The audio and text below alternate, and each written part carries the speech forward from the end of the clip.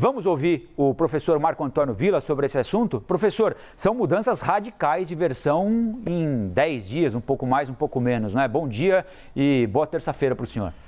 Bom dia Colombo e bom dia a todas e todos que nos acompanham. Você resumiu muito bem a questão. Quando você fica variando as versões, é que você está mentindo, né? A verdade só tem uma versão, a mentira tem inúmeras versões. E ele mentiu, ponto. E nós soubemos de tudo isso, começa todo o processo de esclarecimento graças a algo que o ex-presidente odeia, liberdade de imprensa. Quantos jornalistas foram maltratados no seu quadrênio presidencial, ameaçados de morte, perseguidos, alguns tiveram de sair do Brasil, né? Então foi a imprensa que, cumprindo seu papel histórico num país marcado pelo arbítrio, e graças a Deus nas últimas décadas não, porque temos a Constituição de 1988, é que foi revelando.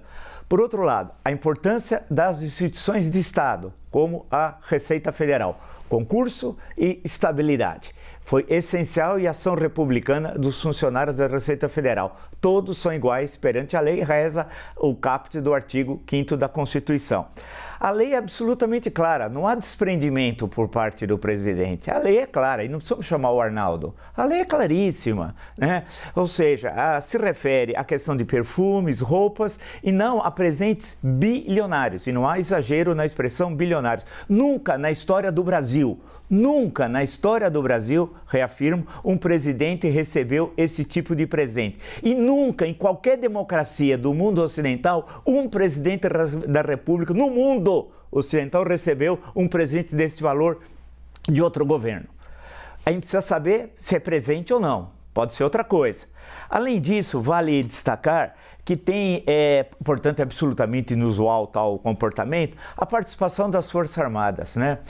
Um almirante de esquadra, ele é treinado durante décadas, para desenvolver suas atividades funcionais, em especial a defesa do nosso mar territorial.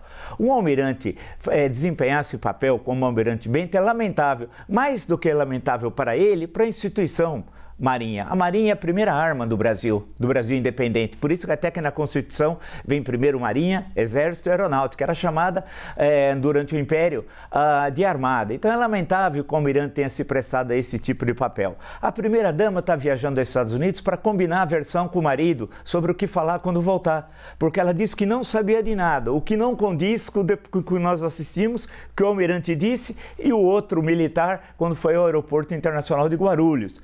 Portanto, há um conjunto de mentiras muito grande. A verdade é uma só, as mentiras são múltiplas. Por fim, a questão que envolve o senhor Augusto Nardes. Ele deveria até falar, olha, há um conflito de interesse, eu prefiro não julgar essa questão. É bom lembrar, faço questão a quem nos acompanha, Colombo, que o Tribunal de Contas não faz parte do Tribunal Judiciário, do Poder Judiciário. Tribunal de Contas da União, dos estados e de duas cidades, São Paulo e Rio, que por incrível que pareça tem tribunais de contas nas duas capitais, eles são órgãos que assessoram o poder legislativo. Eles não são, nesse sentido, tribunais e nem parte do poder judiciário. Então o senhor Augusto Nardes deveria dizer, olha, eu estou impedido, né, frente ao que eu disse naquela mensagem golpista, que ele sabia do golpe de Estado. Será que ele já tinha lido também uma das minutas, que até agora a gente não sabe, cadê Marcos Duval? Em suma, para resumir essa questão e ficar restrito ao ponto das joias, há uma verdade só, que nós descobriremos graças às investigações da Polícia Federal, sua expertise, a Receita Federal e muitas mentiras. E quem perde com isso? Bem, primeiro, internamente perde o senhor Jair Bolsonaro e sua esposa e seu grupo político. Segundo, perde o Brasil. Pega muito mal externa, né? Para a política externa. Nós tivemos um presidente que recebia presentes, vamos chamar assim, de suspeitos, para ser bem educado, né?